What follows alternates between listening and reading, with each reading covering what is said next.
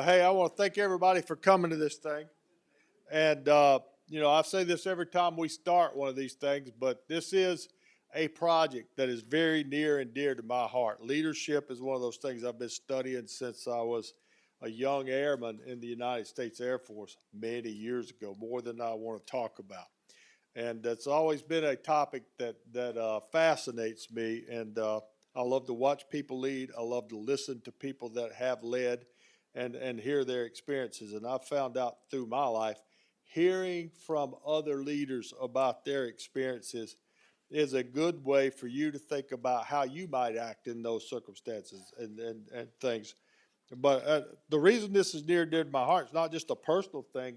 It's because at the end of the day, we're trying to build something that's unique here at Radiance, right? It's just not about the bottom line. It's about us being employee owned, about us providing for each other's needs and abilities to take care of our families and to sustain this for a long term so that it benefits a lot of people as we grow it. Well, there's a lot of things that come into play for sustaining this company. And the number one thing it takes to sustain a company long term is good leadership.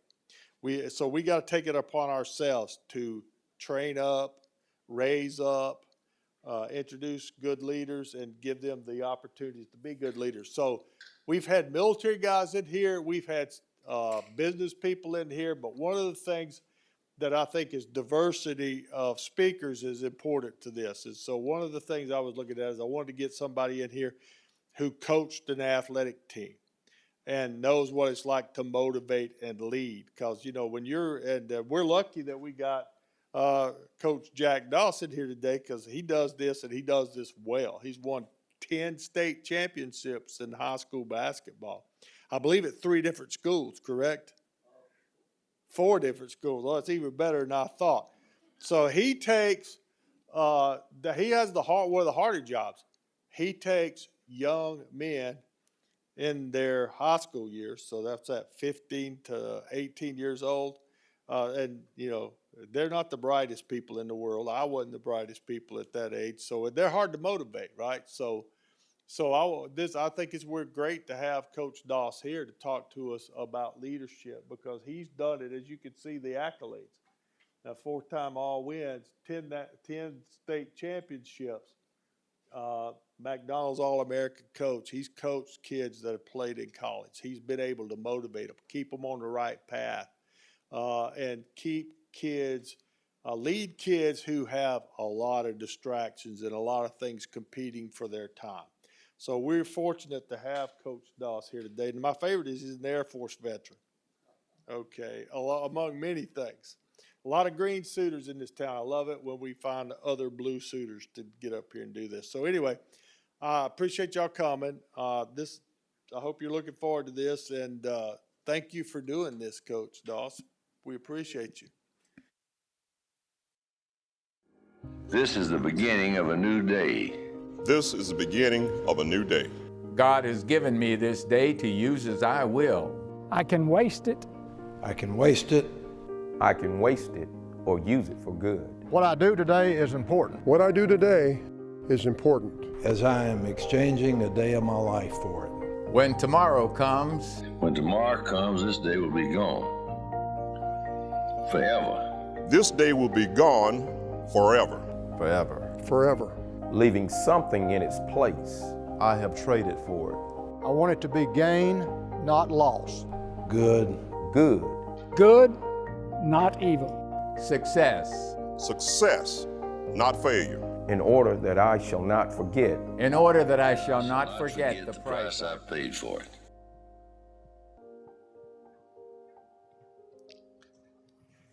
What I do today, wow, is important.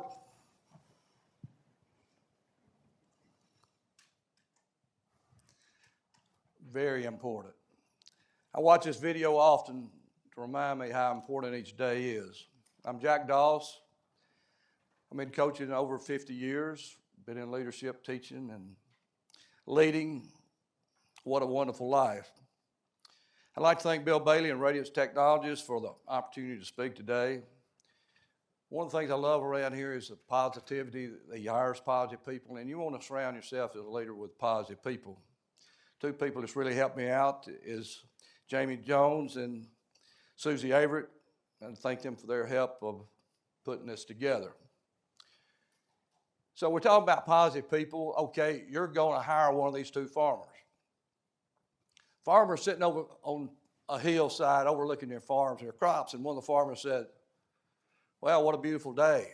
Sun's shining, the heat, our crops are growing as we watch. Another farmer said, well, if we had a few days of this, it'll dry up the soil, we won't have good crops. So a week later, it's raining, and one of the farmers said, God, it's great to have this rain. Our crops are growing. Another one says, well, if we have too many days of this, we'll have root rot. So a week or two later, one says, let's go hunting. So they were going to go with duck hunting. And one of the farmers said, I got a new dog. I don't want to try him out. So he said, I'll pick you up. So they go to the lake, and sure enough, find a good slough. And it wasn't too long, some of the ducks were flying over. One of them shot one. It landed about 40 yards from the boat. The dog just instantly jumped up, jumped out of the boat, and started running across the top of the water. Got the bird, running on top of the water, coming back, jumped in the boat, put the bird down. Proud owner says, did you see that? That's unbelievable. The other guy said, that sorry dog don't know how to swim. So which one of these people are you going to hire? My dad was a cotton mill worker, baseball player. During Depression, it was important, sports was, because the community could come and watch a game and get away from the hard times that they were having. So Dad took me at an early age and taught me how to pitch and throw and catch, hit. So unbeknownst, I was a lot further along than the other kids. He taught me the rules. He taught me how to win, how to work hard to win. He taught me how to lose. And that's important too, of teaching our youngsters how to lose, to get back up and learn from it. So fast forward to second grade, Miss Talley, my second grade teacher, we're finally going to get to play softball. So I get my glove, and the next day we'll go out and play softball.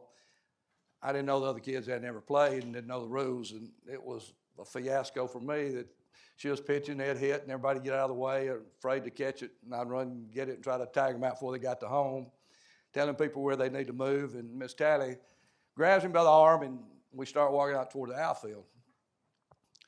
So there's a huge tree about 50 yards out there, big oak tree, so she put me behind it, and I had to sit down, and I said, I can't see the game. She said, well, you don't need to see the game. She said, you're going to coach one of these days, and I'm going to come see you coach, but you're not coaching this second grade team. So I had an understanding then that, I may be a coach one of these days. Good thing in coaching, you get to call timeout. I'm going to call timeout real quick and throw in a couple of things. A great leader must be hard-headed at times. And I'll tell you a little story about hard-headedness in just a second.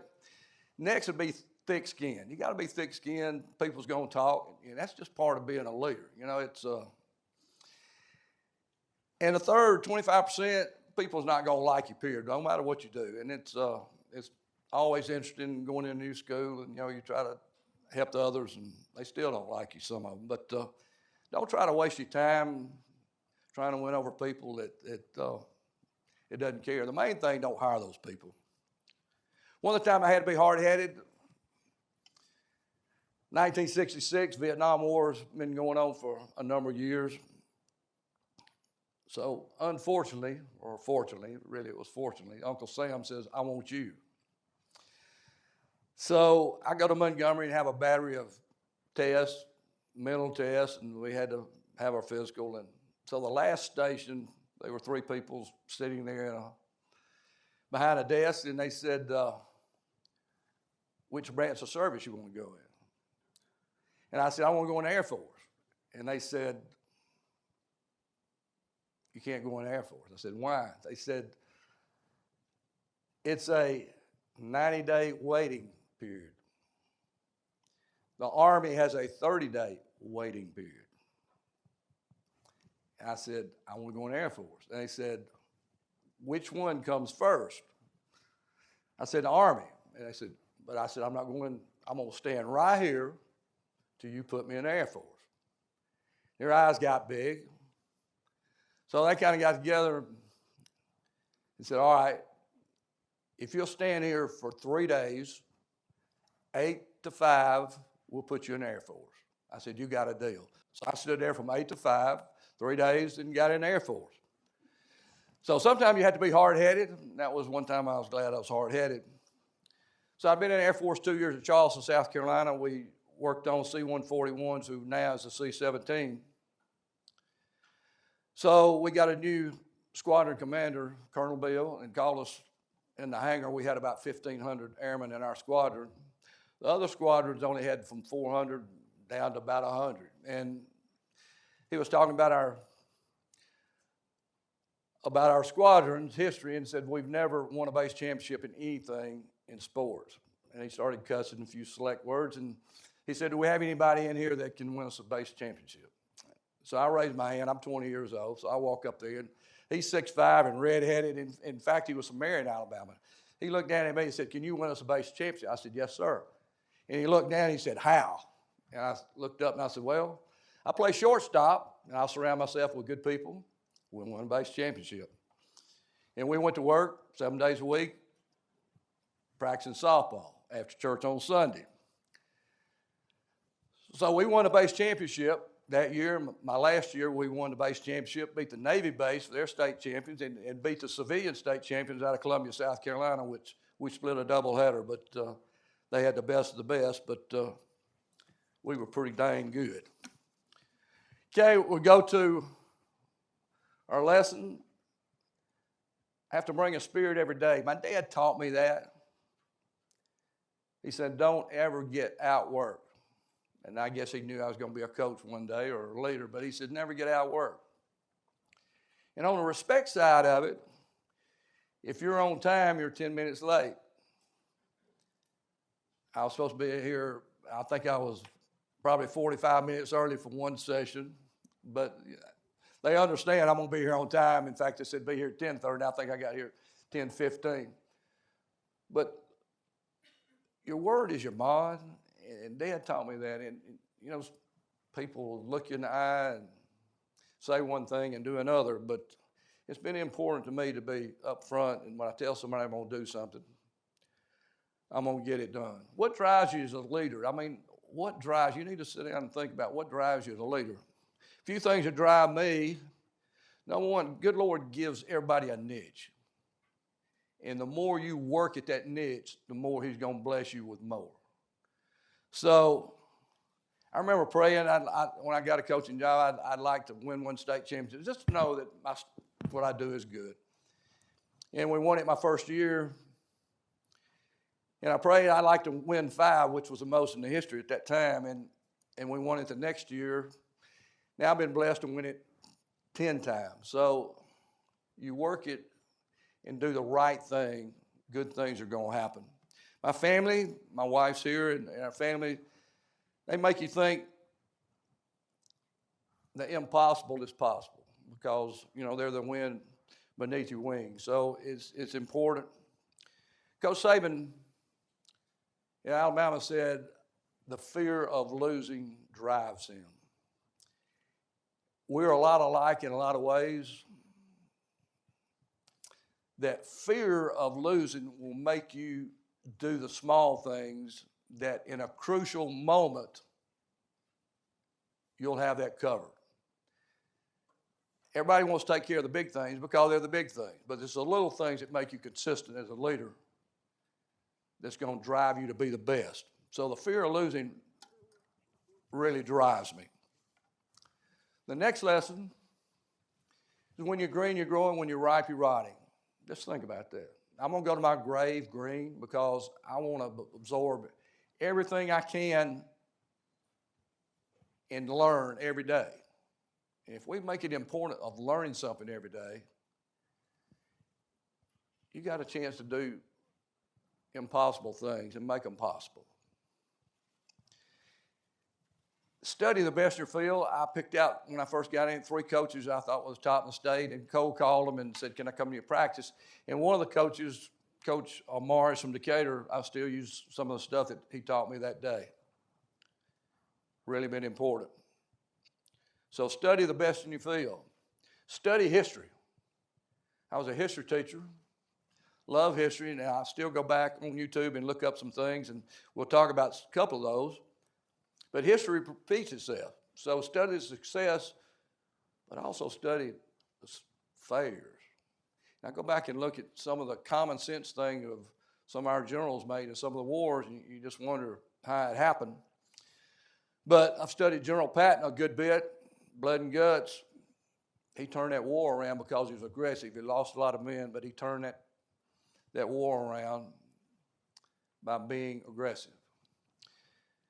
General Rommel, Germany wrote the book on tank warfare, and the war was in Libya, and they were just crushing our tanks. And General Patton took over that command and beat Rommel in Libya. And one of the neat things is that he said, I took Rommel's book and I beat him with his own book. So study the best, and the part of that you get out of it and add to your philosophy, it will build and make you greater. You take a little bit here and a little bit here. I hope you take one or two things that I say, but you can't take everything. But you just take a bit here as you learn and make that your philosophy. Bobby Knight was the best defensive coach in the country and probably the best ever been so far, and he coached at Indiana. I took a week off and went up here and spent a week with Bobby Knight. Really influenced my career as a coach, great defensive coach, but I wasn't a very good offensive coach. And finally the light came on that I need to be working on my offense, and when we started doing that and balanced it, then we won championships. So I'm always studying the past. I've had some of our players looking at some of the players in the 60s, and I go back and look at some of the things that they did in the 60s and use it. A great read is 4321 Leadership by General Vincent Bowles. General's a good friend, and he's taught me a good bit about leadership. We have a video here of Moonlight Graham. I don't know if anybody has seen The Field of Dreams, but big part of my life. Did you get to make a play? I never hit the ball out of the infield. Game ended, the season was over. I knew they'd send me back down. I couldn't bear the thought of another year in the minors. So I decided to hang them up. Oh, sit down. Thank you. So what was that like? It was like having this close to your dreams, and then watch them brush past you like a stranger in a crowd. At the time, you don't think much of it. You know, we just don't recognize the most significant moments of our lives while they're happening. Back then, I thought, well, there'll be other days. I didn't realize that that was the only day. It's like coming this close, you dream and watch it brush by like a stranger in a crowd. We don't realize the most significant moments while they're happening. We got to think that. What am I learning? What am I learning? What have I got to learn today? And I've got a couple of things that I learned from that's interesting. And one of it's called Mule Day. Mule Day, M-U-L-E Day. And I challenge you to be cognizant in all situations of learning situations. So my brother-in-law and my nephew, whom I love, they lived in Addison, which I'm from, and we live here in Huntsville. And Columbia, Tennessee is Mule Day. Some of you's probably heard of it. Some of you hadn't heard of it, and that's probably a good thing. But my brother-in-law calls me and says, let's go to Mule Day.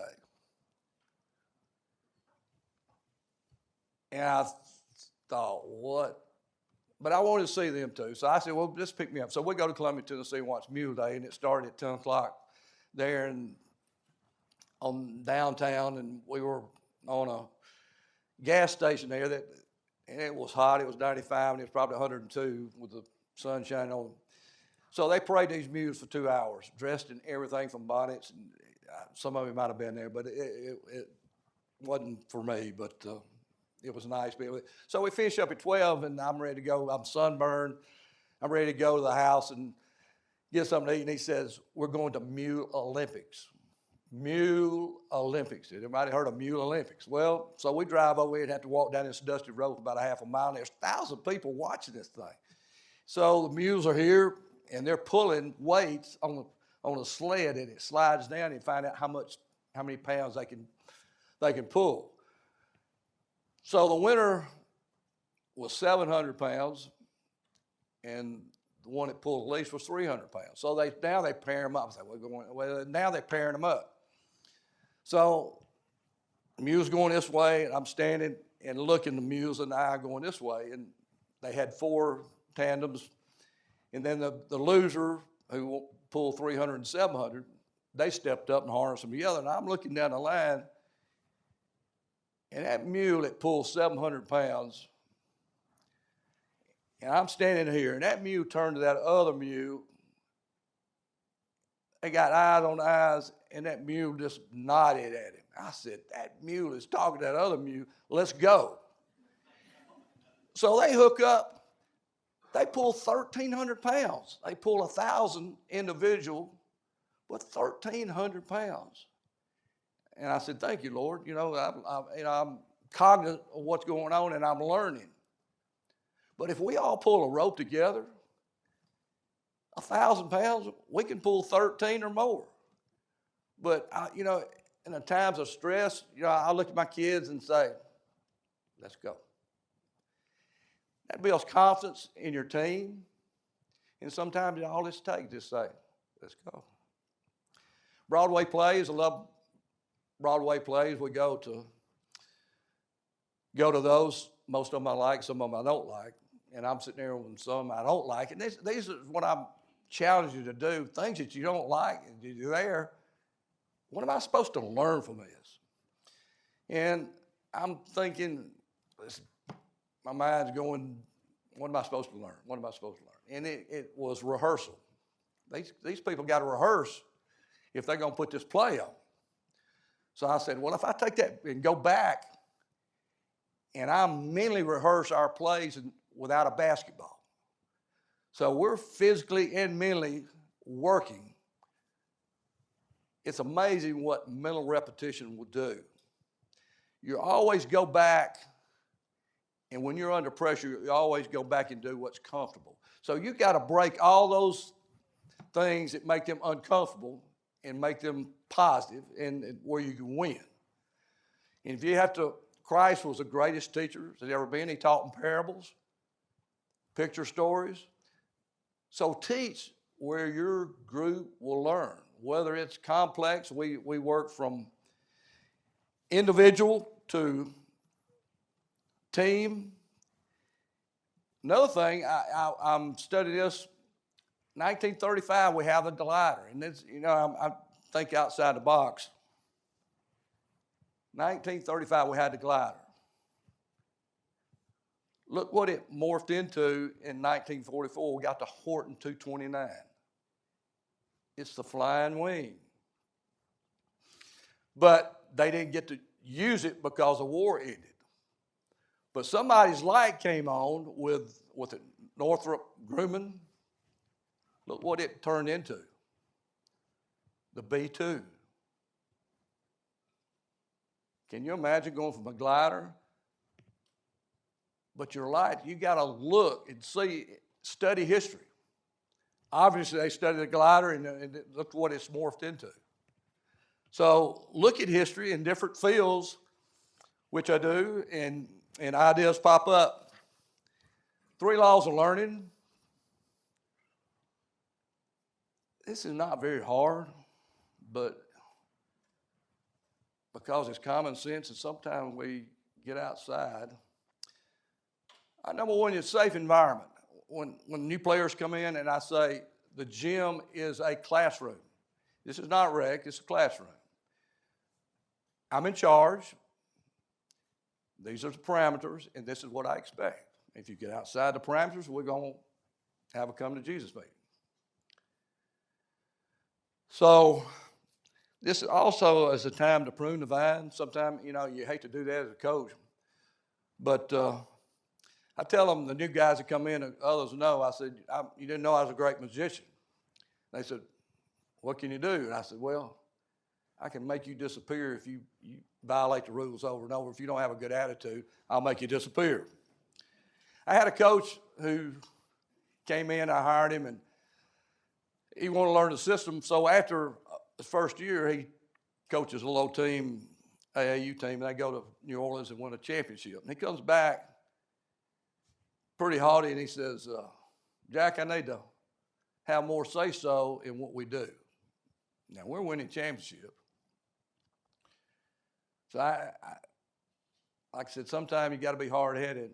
I said, see the door over there? He said, yeah. I said, don't let it hit you in the butt as you go out. You're finished here. So sometimes you have to prune the vine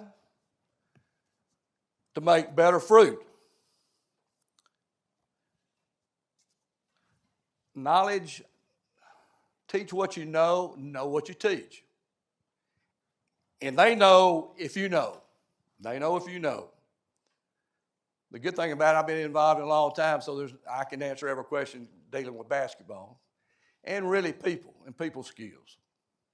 So teach what you know what you teach. Repetition. Well, there it is. That's rehearsal.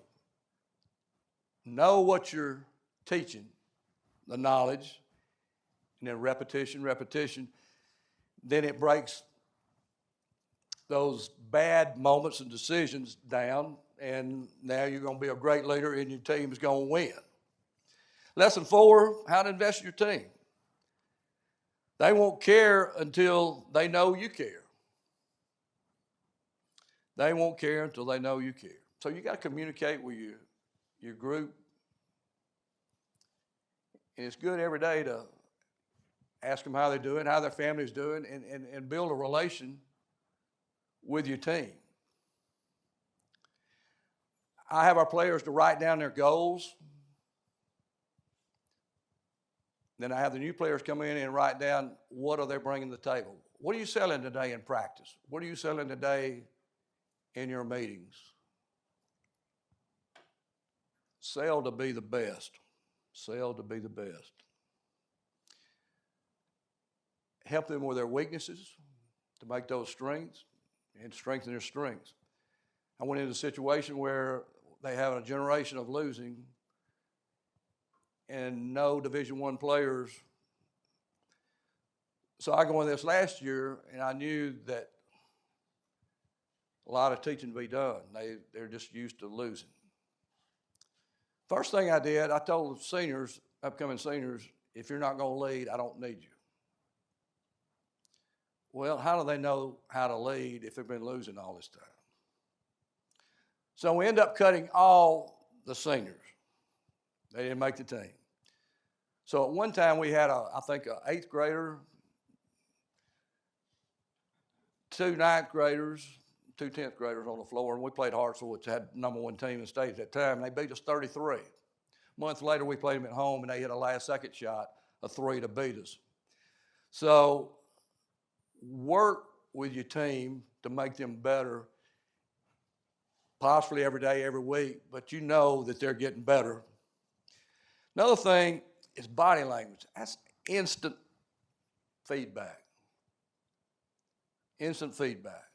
So notice their body language when you're talking to them. They tell stories. They tell stories. Coaching is about investing in your players. Get to know them. Get to know them. Here's the people that I look, and it's crazy that I hired a coach 2 days ago. Coach Dawson's rules for selecting a team. Qualities to look for. Qualities to look for. So I ran down this coach, and he was coaching. I mean, he wasn't coaching. He was in middle school and hadn't been out of coaching 4 years. And I called him to the house, so I'd like to talk to him. Do they come early and stay late? Do they come early and stay late? those people got a kind of a spark in their eye, sparkling. You know that they have the potential to have the it factor. The it factor. That's a fine line of old school and new school. If you can walk that line, you can be a great leader. But not many people can walk that line. There have to be some discipline. Do they come early? That's intrinsic motivation. We call them gym rats. They said, we didn't have any gym rats. I think last night we closed the gym, I had to run about 25 off. Are they listening? But what's important to me, are they listening with their eyes? So if I'm talking and I'm looking and you're doing something else, I'm going to call you out on it right then. You listen with your eyes. If your eyes are going this, but they understand we listen with our eyes. Awfully important. The crazy thing, I interviewed that guy Tuesday at the house, are they sitting up in their seats and leaning in? If they're up in their seat and leaning in, every word that you say is important to them. Those are the type of people you want to hire. I'm looking over there. Here he is sitting in his seat, leaning forward, listening in. I said, I'm going to hire you right now. And he's going to be a great addition to our staff. Now, if we got people that's coming in, this doesn't pertain to everybody. You can look in the mirror and it'll reflect your face. But if I want to find out who you really are, and this is most of the people, I go and see who your friends are. Because you're going to act just like them. So it's important. And it's easier for me to do because I can go in the hall and look and see who their friends are, how they're cutting up. Are they going to class on time? I let 2 people go yesterday, but they were young ones, they're 9th graders. Acting up in class, I hadn't got time for that. We're here for a purpose, and that's to make you a better man and hopefully a scholarship person. We hadn't had a D1 player since 1999. We're going to have 3 in the next 2 years. They've had the talent, but they hadn't had the leadership to get them there.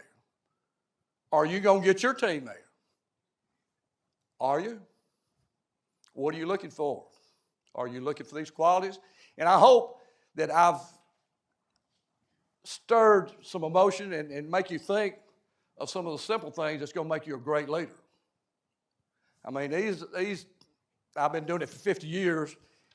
And like I said, I hired somebody 2 days ago on these principles, and they work. A mirror reflects a person's face, but who they really are, look at your friends. I'm going to leave you with some words of wisdom. John Wooden was UCLA's coach in the 60s and 70s. He won 10 national championships at UCLA, and really a great person. His books, some of his books are a really good read because such wisdom. So I drive over Atlanta from Anniston to hear Coach Wooden speak. At the end of his speech, he said, after practice, always leave something positive. So I'm driving, it's got an hour and a half drive back to Anniston, and I'm thinking, what can I do positive? I'm going to have to change up something every day. How in the world am I going to keep up? And right before I got home, it says Lord's Prayer. So from then on, we finished our practice with the Lord's Prayer.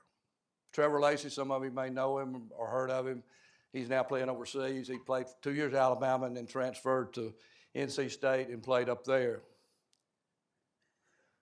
So Trevor gets a new tattoo, which is not my favorite thing, but he got a new tattoo, and I'd heard he got a new one. We went down and watched Alabama practice. So I went down and asked, and I could see a lot of writing. And I said, Trevor, let me see your tattoo. And he showed it on. It was the Lord's Prayer. The Lord's Prayer. So it changes people. It changes our kids in basketball with our teams. We hook up Hadn't been fired yet, but, you know, I am who I am, and they'll fire me doing that. So John Wooden said, finish your practice or day on something positive. Another thing we do, I tell our kids every day, as a coach told you they love you today. Of course, they're going to say no. And I said, this coach loves you. So those are two of the things that I finish every day with, because they don't get that at home, and some of your team might not get anywhere either. But as a Christian man, you know, we can challenge them. Say, hey, I love you. Let's get it done. Maybe you just need a nod, and that tells them, let's go. The other person is Stevie Wonder, who's a great songwriter, and everybody's heard of a great singer. Stevie Wonder said, I have vision, but I can't see. I have vision, but I can't see. I have friends who can see but have no vision. I have friends who can see and have no vision. Do you have vision for your team? This is how we're going and how we're going to do it. Do you have vision? So if you're going to be a great leader, you got to have a vision of where you're going. You got to have a roadmap. You got to have a roadmap. My prayer for you today, we'll finish it up. My prayer for you today as a leader, that you have both vision and sight as you being a leader. That you have both vision and sight with your team being a leader. Thank you for your time. Thank you for listening with your eyes. God bless you and your family. Thank you. We'll have some questions. Does anyone in the room have any questions? While they're thinking, I have a question for you. Yes, ma'am. My understanding is you've spent a little bit of time with Mr. Barkley. You got any good stories for us? Everybody knows Charles or Chuck Barkley. So Charles was on my North All-Star team. We played the South. And Charles was a hoot back then. I mean, he was one of a kind. And we're sitting there eating at the banquet, our speaker up there, and he wasn't listening with his eyes. He was listening with his stomach. So he had finished, and I think I ate a couple of bites, mashed potatoes, green beans, roast beef. I hear, psst, psst. Charles sitting across the stage. Cole, are you going to eat your food? I said, no, Charles. So he gets he dumps it off. He eats my food. In a few minutes, he said, psst, is your wife going to eat her food? I said, no, Charles. So he ate everybody's food around there. But Charles, you could tell he wanted to be the best. You could tell he wanted to be the best. He had the it factor because he played harder. He had a chip on his shoulder, and he rose to the top. Bobby Lee Hurt Patrick Ewing was number one player in the country at that time in high school. Bobby Lee Hurt was 3. Charles Barkley had never heard from. But when they played together, he crushed Bobby Lee Hurt and then went on to be a great spokesman, and Charles is Charles. In fact, the other night our friends were in Auburn, and Chuck comes in the bar and says, for the next hour, I'm buying $20,000 of drinks. That was last week, and he paid for $20,000 for drinks at that club or wherever they were. Anybody else have a question?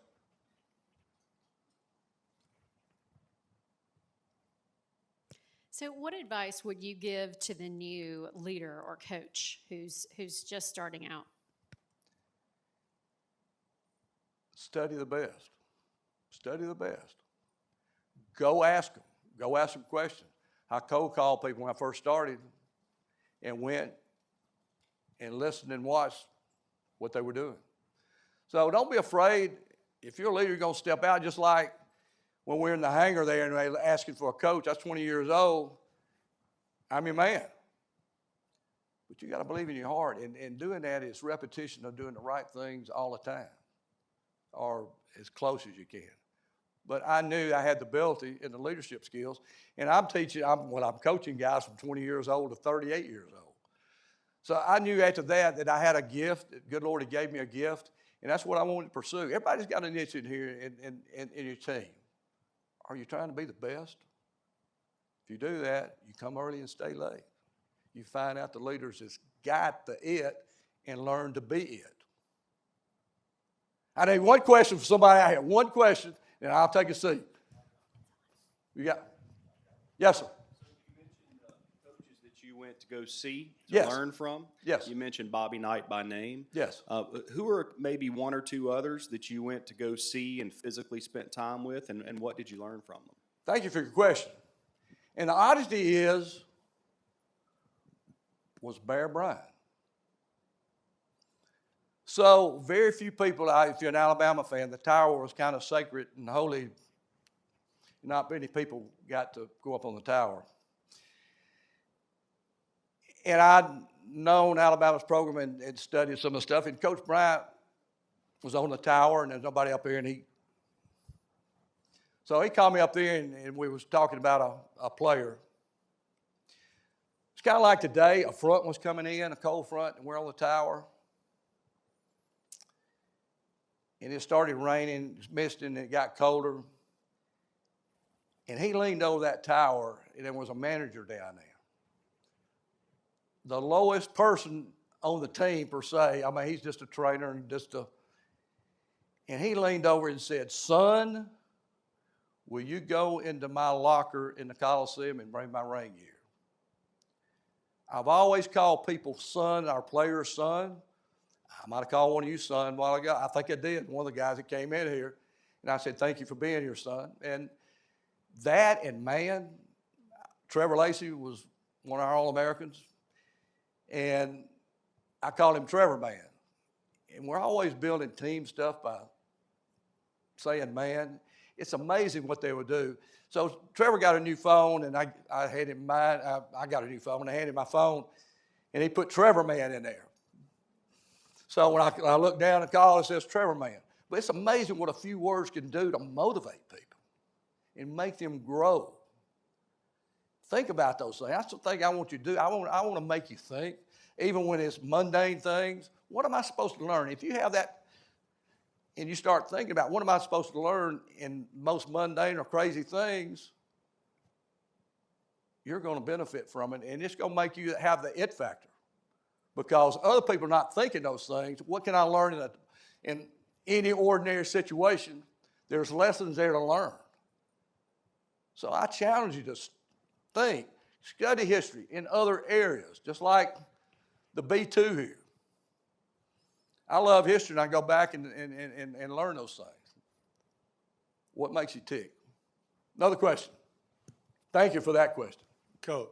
Yes, sir. So in all your years of experience, 50 years I think you said, I'm sure you've encountered a lot of people who had all the talent in the world, but they lacked the motivational work ethic to make good on their talent. How do you deal with people who have a God-given ability to be the best, but they don't have the drive or motivation to be the best? How do you get the best out of those guys? Well, that's a good question. It's funny you say that, and look, here's a horse. So sometimes we have some horses walk in the gym, it's got all the talent in the world. My first year, I was at Butler. We had a kid that made second team All-State, and I walked in and was talking to him. He said, "I'm a big-time Division I player." I said, "Son, your work ethic is not what it's supposed to be." He said, "What do you mean?" I said, "Well, you're not working hard enough." 2 years later, he signs a junior college scholarship. And those are the type of things that you want to get them there, but they just don't have the it. They don't. And it burdens me, and we got some kids that I can see. And that's the neat thing about good Lord bless me with. I can see a kid play for about 5 minutes, and I can tell you where he's going to be, and if he's an 8th grader, where he's going to be in 4 years. There are some qualities you just, okay, he's got these qualities, and we're gonna work with him. James Strong, real quick, they had two at West Lawn. They had 2 guards that were all city. He didn't play. They come up in the spring, come in as a 9th grader, and I asked him, I said, "Where have you been?" He said, "Coach, I was on the bench. I never got to play." There was 2 all-city guys in front of him. I said, "Son, you got more belts than these guys." Those 2 guys that made all-city, one of them played on the varsity for 1 year, the other one didn't make it. James Strong signed with Vanderbilt University, and he's working up there right now. in their recruiting department. So develop what you're looking for part of your team. And I can see James, and sure enough, you know, he's an SEC player. But in his heart, he didn't believe in himself. So sometimes it just takes say, hey, I believe this is what you can do if you work. We've got 3 that's going to be D1 players. Fantastic. Now it's motivated others. Others they're going to class and getting their grade point average up because they now realize that, hey, I can get a scholarship. So it's kind of changed the culture there. It's really, really good. It's fun to see those young men. If we all work together and they succeed, we all benefit. So the other side of that question is, how do you handle kids who want to be the best and they got the drive to be the best, but they don't have the talent to be the best? How do you get those guys to still contribute and play at their best level, but not demotivate them? You know, you got to tell them, hey, you can't get there from here, but let me tell you the role you could play. I wonder how you deal with that. That's a good question. What we do, if they're great kids and they're not good enough to play, I've developed this where they're managers and we can use those talents in another situation. For 9 years, I've had a manager at Alabama. Now we've opened it up. We've got some Hispanic, and we're developing this where they can go to universities, be videographers, and different things to use their ability because they love sports, and we want to keep them a part of it. So there's different things that you can do. If somebody's just not good enough for your team, but they want to help, there's a place for them, and you can be a big, big cog in their life of development.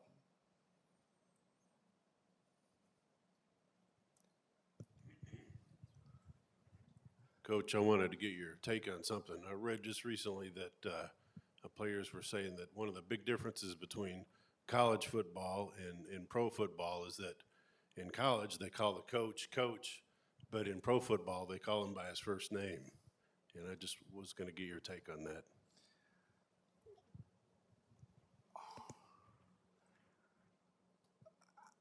I'm not sure they call Bill Belichick by first name, but it's a respect thing, and also when they're making more money than you know, that's a good question. One of my players playing for the Houston Rockets. So I go and spend a week with him and watch this perfect question. So he takes a nap before every practice. So we get up and he's saying, let's go. We're late. And so we get in his car and we're driving to the summit in Houston, just 100 miles an hour. He said, I can't be late. So we're going through the maze there to get to the summit. And then he slammed his brakes on. I said, what's happening? He said, look, Akeem Olajuwon was in a little old Mercedes. His head was stuck up about 3 feet. He's about 7 feet tall. And he said, practice doesn't start till Akeem gets there, no matter about the coach. So I'm talking with a guy up in the stands and watching practice. Akeem was a heck of a soccer player. And here he got a basketball. He's kicking it around. And I'm saying, how come the coach don't get on to him? And he said, listen, Coach Dawes, this is entertainment. The people come to see Akeem Olajuwon. They don't come to see the coach. They come to see Akeem Olajuwon. So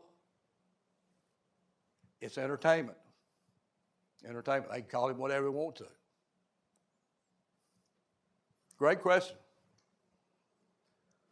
But thank you for listening. I don't know if we got another question, but thank you for listening. It's been a blessing to be here, and I hope that you can take 1 or 2 things that we talked about and develop and make you into the it factor for this company. My goal, what's my goal? Brother Bill, is put 2 more stories on top of this building right here because we got great leaders. Thank you and God bless you.